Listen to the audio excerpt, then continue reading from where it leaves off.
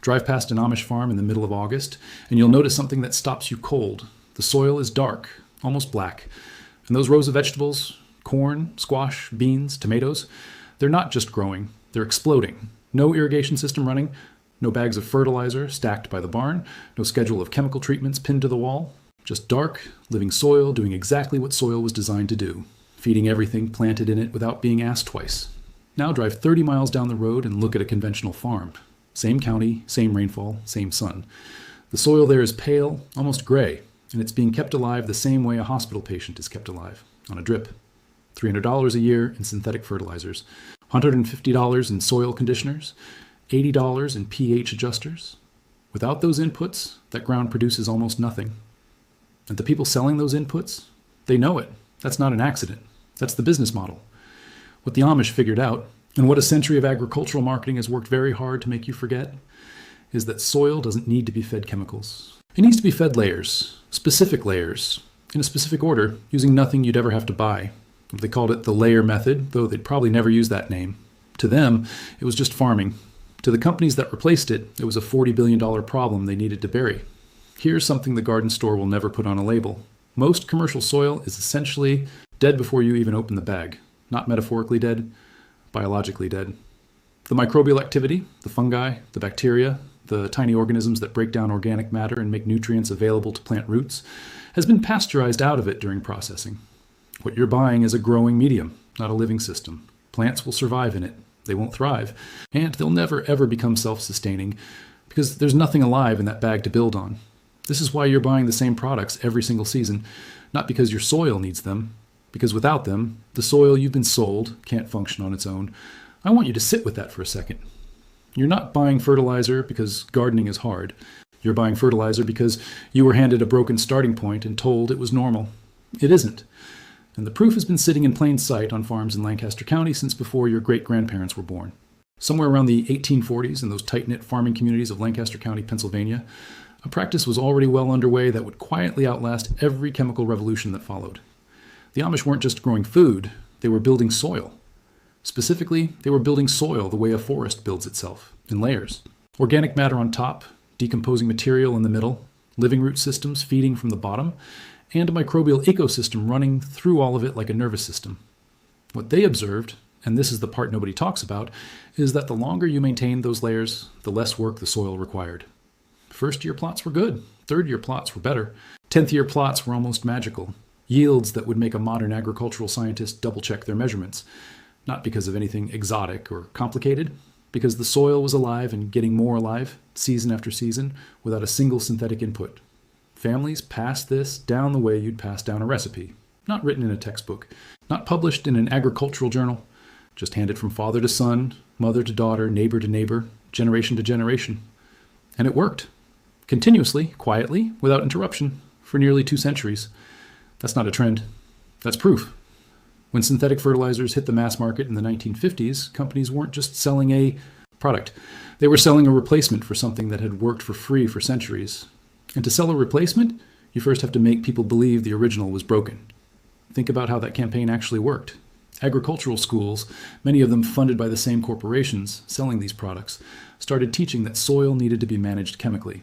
Extension programs pushed synthetic inputs as the modern scientific approach. The word organic got quietly repositioned from describing a biological system to describing a niche, expensive, slightly eccentric hobby. Farmers who kept using traditional methods were subtly framed as behind the times. Within a single generation, the collective knowledge of how to build and maintain living soil, knowledge that had sustained farming communities for hundreds of years, was treated as obsolete. Not because it stopped working, it never stopped working, but because it didn't generate recurring revenue. Follow the money here, and it's not even subtle. A farmer using the layer method spends roughly $0 on soil inputs every year. A farmer dependent on synthetic fertilizers spends hundreds or thousands annually. When an entire industry's profit model depends on that second farmer continuing to need those products, you don't teach the first approach in schools. You don't fund research into it. You don't put it on the cover of gardening magazines. You let it quietly disappear into the practices of religious communities who weren't paying much attention to what agricultural companies were recommending anyway. And it makes me genuinely frustrated that this worked as well as it did, because the method itself isn't complicated. It's actually the opposite of complicated. That's what makes the suppression so effective. People assume that something this simple couldn't possibly compete with a $300 bag of formulated fertilizer. But simple isn't the same as limited. And this is where science gets interesting. Here's the thing about soil that gets glossed over in every big box store tutorial. Healthy soil isn't dirt. It's a living ecosystem. Think of it less like a container your plants sit in and more like a community your plants are members of. There are fungi in healthy soil that extend plant root systems by up to 10 times their natural reach, literally threading through the ground and trading nutrients for sugars with your plants in real time. There are bacteria that fix nitrogen directly from the air and make it available at the root zone. There are organisms that break down raw organic matter into bioavailable minerals, ones that regulate moisture, ones that suppress disease. When all of those organisms are present and active, a plant doesn't need to be supplemented. The system feeds it, the way a healthy gut feeds the body it lives in. Now, what kills that system? Synthetic nitrogen, applied in high doses, essentially burns out the bacterial community. Tilling breaks apart the fungal networks that took years to establish. Pesticides don't discriminate between harmful insects and the beneficial organisms in your soil. Every intervention that modern commercial gardening depends on is, at the biological level, undoing exactly what the layer method spends years building up. The layer method works because it does three things at once. It feeds the microbial community, it builds organic matter continuously, and it creates the physical structure, the air pockets, the moisture channels, the root pathways that a living soil ecosystem needs to function. You're not feeding your plants. You're rebuilding the system that feeds your plants. There's a big difference. All right, let's get into exactly how this works. Because this is where it stops being theory and starts being something you can do this weekend. The foundation of the layer method is what some people call a compost sandwich, though what the Amish were building is closer to a managed ecosystem than a simple compost pile. You're creating alternating layers of carbon-rich and nitrogen-rich organic material directly on top of, or in place of, your existing soil. No tilling required. In fact, tilling is actively counterproductive here. Start with the ground you have. Don't dig it up. Don't amend it first. If you have grass or weeds, lay a single layer of plain cardboard directly on top. No tape, no glossy coating, just brown corrugated cardboard laid flat. This does two things. It smothers whatever was growing there and it begins to decompose, feeding the worm population underneath. Wet it down thoroughly. A layer about the thickness of your hand is enough. On top of the cardboard, add your first brown layer. This is carbon material. Straw, dried leaves, wood chips, shredded paper. You want this layer to be roughly the height of a standard water bottle, maybe 4 to 6 inches. Don't compact it. You want air moving through it. This is the slow burn fuel for your microbial community. It breaks down over months, not weeks, and that slow release is exactly what you want. On top of the brown layer, add your first green layer. This is nitrogen material. Fresh grass clippings, kitchen scraps, coffee grounds, green plant trimmings, aged manure if you have access to it. This layer should be about half the height of the brown layer, 2 to 3 inches. The nitrogen here is what wakes the microbial community up and gets the decomposition process running. Now repeat, brown layer, green layer, brown layer, green layer. You're shooting for a total height somewhere between 12 and 18 inches, roughly knee height to shin height. It'll settle significantly over the first few weeks as decomposition starts. That's normal. That's the process working. Top the whole thing with a final brown layer to act as a cap, and then water everything deeply.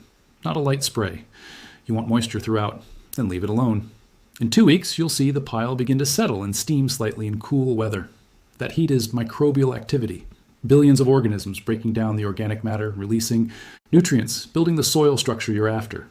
In 4 to 6 weeks, the bottom layers will begin to transform into something dark, rich, and genuinely alive. In 3 months, you'll have growing medium that no store-bought product can match.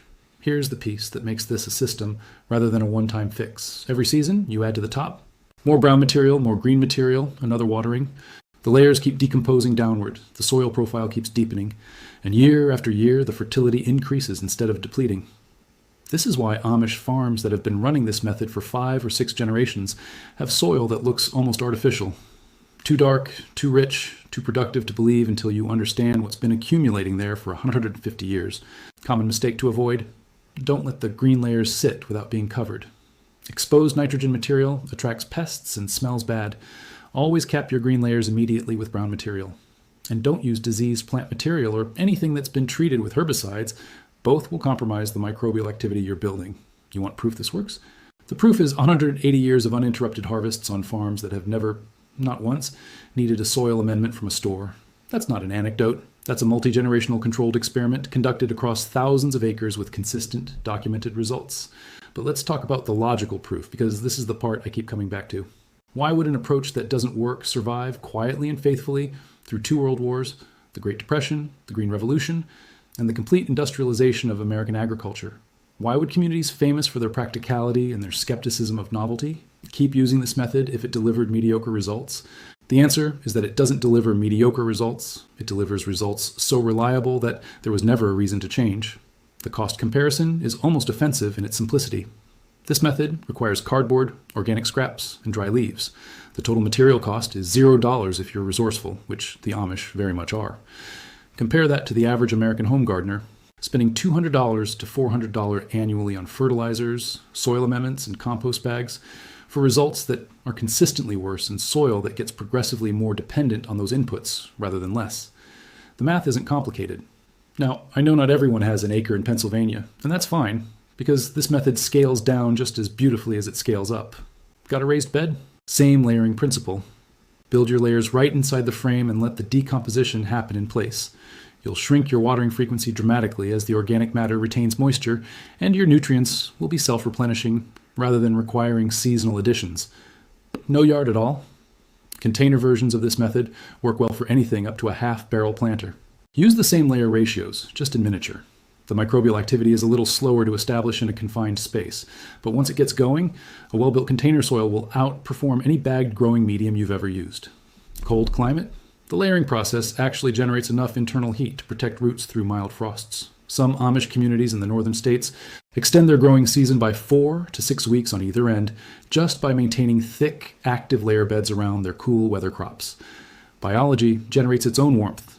If you want to accelerate the process, add a thin layer of finished compost between your brown and green layers when you're first building the bed. Think of it as inoculating the new pile with an existing microbial community. You're not feeding the soil so much as seeding it with the right population to get things moving faster. You now know something that took generations of disciplined, observant farmers to build, and that a significant industry spent decades hoping you'd never find. The layer method isn't a hack or a shortcut. It's the original approach. The one that worked before anyone had a financial reason to replace it. No cost, no chemicals, no complicated systems to maintain. What I want you to walk away with is this. Your soil doesn't need more products. It needs more life. And life, given the right raw materials, builds itself. The action for today is simple. Go find 3 things. A piece of cardboard, a bag of dried leaves or straw, and your kitchen scraps from the past week. That's it. That's your starting kit. Pick the spot in your yard or garden you've always had the hardest time growing in. The depleted patch, the compacted corner, the bed that never produces what it should, and start your first layer there. Wet it down before you sleep tonight. The biology will take over from there. If you want more methods like this, the ones that were quietly retired when they stopped being profitable, make sure you're subscribed so you don't miss what's coming next. I'm going through these forgotten techniques one by one, and there are several more that are just as simple and just as effective as what you learned today. Drop a comment and let me know. Are you starting your layers from scratch, or are you working with an existing bed you want to revive? I read everything, and your situation might be exactly what I cover next. They can close the agricultural schools to this knowledge. They can stock the garden centers with nothing but bags and bottles. But they cannot stop you from putting cardboard and leaves on the ground and letting 200 years of proven biology do exactly what it's always done. That knowledge is yours now. That soil is yours to build. And once you start, you won't be buying your way back to a garden center anytime soon.